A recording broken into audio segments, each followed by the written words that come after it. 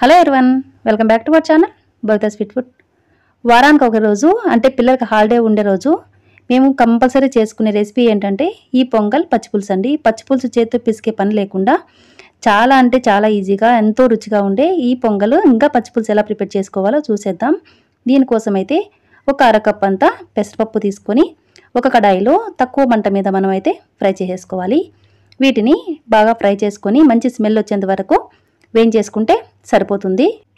మంచి స్మెల్ వచ్చిన తర్వాత స్టవ్ ఆఫ్ చేసేసుకొని కుక్కర్లోకి అయితే ఒక హాఫ్ కప్ అని చెప్పాను కదండి, హాఫ్ కప్పు పెసరపప్పుకి ఒక కప్పు బియ్యం వేసుకుంటున్నాను. మీరు కావాలనుకుంటే 1.5 కప్పు రైస్ అయినా వేసుకోవచ్చు. ఇప్పుడు ఇవి శుభ్రంగా కడిగేసుకున్న తర్వాత ఒక కప్పుకి 3 కప్పులన్నీ వాటర్ అయితే పోసుకుంటున్నాను. మీరు మరీ ఎక్కువ లూజ్ కావాలనుకోండి ఒక కప్పుకి 4 కప్పులు అయితే వాటర్ వేసుకోవాలి. ఈ విధంగా కొలతగా వేసుకొని ఉప్పు సరిపడినంత వేసుకొని పక్కన పెట్టేసుకున్నాను. ఇప్పుడు కడాయిలో కొద్దిగా నూనె 2 స్పూన్లంత నెయ్యి వేసుకున్న తర్వాత వేడయ్యాక జీలకర్ర అవి చిట్పట్లాడిన తర్వాత కచ్చాపచ్చాగా దంచి పెట్టుకున్న వెల్లుల్లి, కరివేపాకు, ఎండుమిర్చి కూడా వేసుకొని అవి ఫ్రై అయిపోయిన తర్వాత ఇంగువ కొద్దిగా వేసుకున్న తర్వాత కచ్చాపచ్చాగా దంచి పెట్టుకున్న మిరియాల పొడి కూడా వేసేసుకొని ఇప్పుడు మనం వేయించి పెట్టుకున్న మొత్తం అన్నీ కుక్కర్లోకి అయితే వేసేసుకోవాలి. ఇప్పుడు బాగా కలిపేసుకొని ఉప్పు సరిపోయిందో లేదో చెక్ చేసుకొని సరిపడినంత ఉప్పు వేసుకొని కుక్కర్ మూత పెట్టేసి హై ఫ్లేమ్ మీద ఒక విజిల్, లో ఫ్లేమ్ మీద ఒక విజిల్ వచ్చేస్తే సరిపోతుంది. విజిల్ మొత్తం అంతా పోయిన తర్వాత అంటే 10 to 15 మినిట్స్ టైం పడుతుంది. తర్వాత మూత తీసేసి ఈ విధంగా చూడండి పర్ఫెక్ట్గా వచ్చింది. మేమైతే ఈ విధంగా తింటామండి. మీరు ఇంకా మెత్త కావాలనుకుంటే చెప్పాను కదండి, 4 కప్పులు వేసుకోండి. ఒక కప్పుకి 4 కప్పులు వాటర్ వేసుకొని సరిపోతుంది. ఈ విధంగా చూడండి పర్ఫెక్ట్గా వచ్చింది. ఇది పొంగలి వేడి వేడిగా తిన్నామనుకోండి చాలా అంటే చాలా బాగుంటుందండి. తప్పకుండా మీరు కూడా ట్రై చేయండి. టేస్టీ పొంగల్ అయితే రెడీ అయిపోయింది కదా, అందులోకి పచ్చిపులుసు ఎలా చేసుకోవాలో చూసేద్దాం. పచ్చిపులుసు చేయడం కోసం అయితే శుభ్రంగా కడిగేసి పెట్టుకున్న నల్ల చింతపండు తీసుకుంటున్నాను. అందులో వాటర్ పోసేసి పక్కన పెట్టేసుకోవాలి. ఇప్పుడు కడాయిలో ఎండుమిర్చి అయితే ఒక 10 వరకు వేసుకొని 3 వెల్లుల్లి రెబ్బలు వేసుకుంటున్నాను. ఇంకా కరివేపాకు వేసుకుంటున్నాను. నూనె అయితే అవసరం లేదండి, ఎందుకంటే ఆల్రెడీ కడాయిలో ఆయిల్ ఉంది కాబట్టి సరిపోతుంది. లేనట్లయితే మీరు 1 స్పూన్ ఆయిల్ వేసి ఫ్రై చేసుకోండి.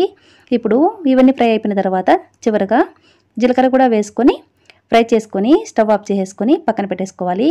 ఇప్పుడు అంతలోపు మనమైతే నానబెట్టిన చింతపులుసుని అయితే ఈ విధంగా కలిపేసి మొత్తం జ్యూస్ అంతా తీసేసుకొని ఒక గిన్నెలోకి అయితే వేసేసుకోవాలి.